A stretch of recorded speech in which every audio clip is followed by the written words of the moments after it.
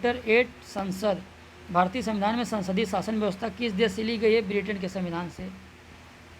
लोकसभा के निर्वाचित सदस्यों की अधिकतम संख्या कितनी है?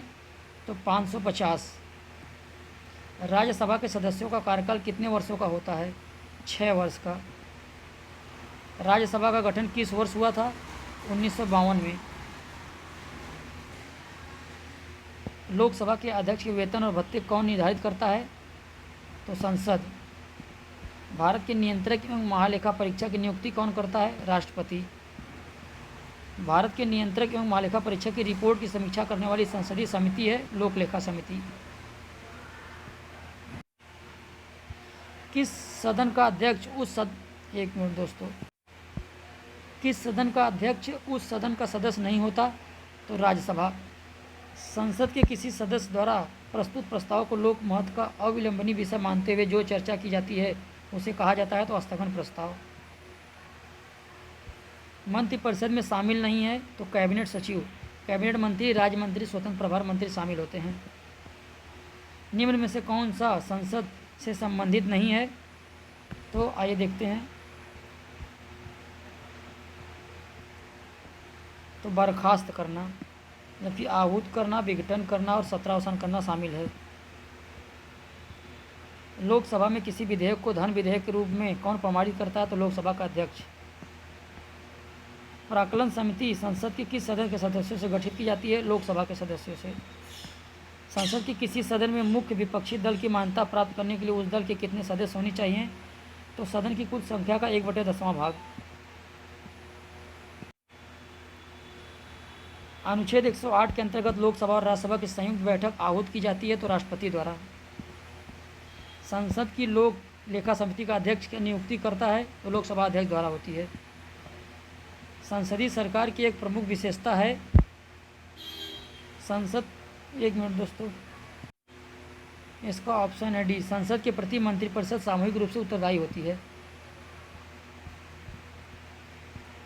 राज्यसभा का उपसभापति किसे चुना जाता है? किसी भी व्यक्ति को जो उस समय राज्यसभा का सदस्य हो।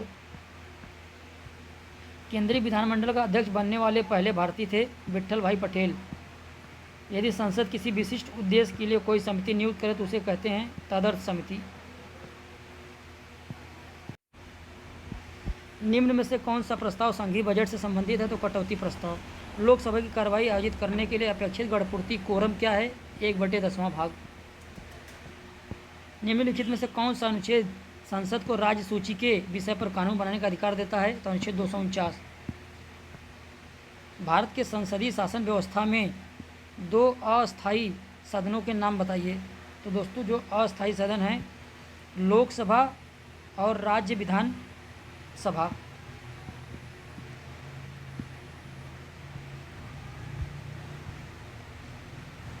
एक वर्ष में संसद की कम से कम कितनी बैठकें आवश्यक है? तो 2 बार।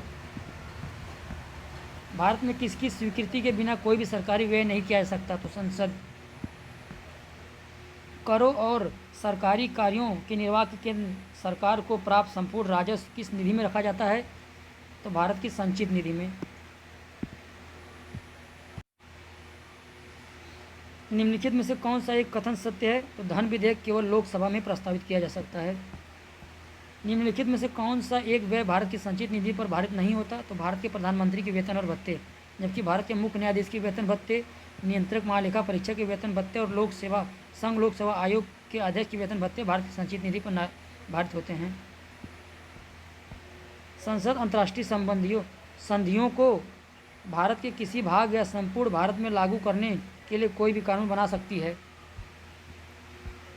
बिना किसी राज्य की सहमति के।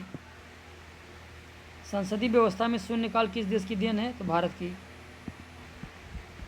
लोकसभा का पहला आम चुनाव कब हुआ था? 1952 में। प्रोटेम स्पीकर सामान्यतः किसे नियुक्त किया जाता है? तो नवनिर्वाचित लोकसभा के वरिष्ठतम सदस्यों में से किसी एक को। धन्यवाद दोस्तों। यदि कुछ इसमें गड़बड़ हुआ दोस्तों तो आप उसे कमेंट करें।